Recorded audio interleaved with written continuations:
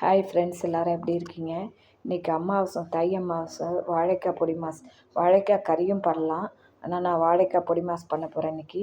அதுக்கு வாழைக்காவை 3 விசில் விட்டு, இல்லை 2 விசில் விட்டு உதிர்ந்து வரணும். நீங்கள் வந்து குழைய ஆக்கிடக்கூடாது. அது உதிர்த்தா தோலை எடுத்துகிட்டு உதிர்த்தா அப்படி உதிர்ந்து வரணும். 2 விசில் விட்டால் போதும். உதிர்த்து வைக்கணும். எப்போதும் நார்மல் கறி பண்ணுறோம்ல வாழைக்காய் பொரியல், இப்போ நான் இது மாதிரி பண்ணால் ரொம்ப நல்லாயிருக்கும். இதை பாருங்கள், மஞ்சள் பொடி உப்பு போட்டு குக்கரில் விட்டாச்சு. இதை பாருங்கள், வாழைக்காய் உதிர்த்து நான் வச்சுருக்கேன். இந்த மாதிரி உதிர்த்து வச்சுக்கணும்.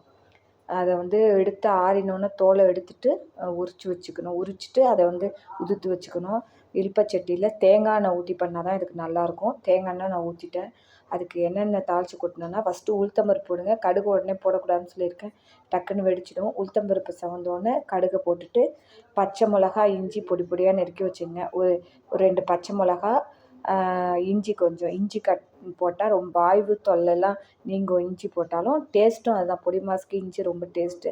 அதனால் பச்சை மிளகா, இஞ்சி இது 2ம் வந்து பொடி பொடியாக நறுக்கி வச்சுக்கணும். பச்சை மிளகா நீட்டு வாக்குலையும் போடுங்க. ரொம்ப பொடி பொடியாக இருந்தால் குழந்தைங்க சாப்பிட்ருவாங்கன்னா பச்சை மிளகா நான் பொடி பொடியாக நிறைய கருவேப்பிலை, இஞ்சி 3த்தையும் போட்டு நல்லா ஒரு வதக்குந்து பொடி மாஸை உதிர்த்து வச்சுருக்கோம்ல வாழைக்காய் பொடி மாஸ், அதை வந்து அப்படியே வந்து அதில் போட்டுருங்க. ரொம்ப அப்படியே போட்டு பசறாதீங்க. அதை அப்படியே ஒரு மாதிரி குழஞ்சி போயிடும். அப்படியே ஜென்டிலாக உதிர்த்து விடுங்க இந்த கரண்டியால். அதுக்கு தேவையான பெருங்காயமும் போட்டாச்சு.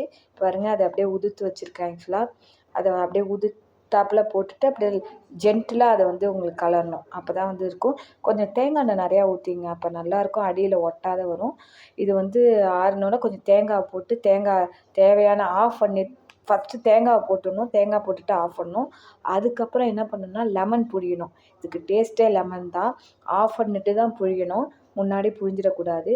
தேங்காயும் போட்டுட்டு ஆஃப் பண்ணிவிட்டு கொஞ்ச நேரம் கழித்து புழியலாம். இல்லை கொஞ்சம் ஆறினோன்னு புழியலாம். உங்கள் சௌகரியம் அது. ஆக்சுவலாக இப்போ சுவையான பொடி மாஸ், இது வாழைக்காய் பொடி மாஸ் ரெடி. எப்போதும் நம்ம நார்மல் கறியோடு இது ஒரு வாட்டி, வாரத்துக்கு ஒரு வாட்டி பண்ணி சாப்பிடுங்க. இல்லை அமாவாசை போது வாழைக்காய் யூஸ் பண்ணோம்ல, பண்ணி சாப்பிடுங்க. இப்போ தேங்காய் போட்டாச்சு. ஆஃப் பண்ணிவிட்டு உங்களுக்கு லெமன் புழியறதே காட்டுறேன். அப்புறம் கொத்தமல்லி தூவுங்க, வாசனையாக இருக்கும் மேலே. ஃபஸ்ட்டு கருவேப்பிலை போட்டாச்சு, கொத்தமல்லியும் தூவுங்க. நீங்களும் பண்ணி பாருங்கள். Thank you friends. இப்போ லெமன் புழியும் போது உங்களுக்கு காட்டுறேன் எப்படின்னு சொல்லிட்டு. பிடிச்சிருந்தா லைக் பண்ணி, ஷேர் பண்ணி, சப்ஸ்கிரைப் பண்ணுங்கள் ஃப்ரெண்ட்ஸ். இந்த பாருங்கள், எடுத்து வச்சாச்சு. லெமன் ஆறிட்டு லெமனும் புழிஞ்சிட்டேன். ஓகே, தேங்க்யூ, பாய்.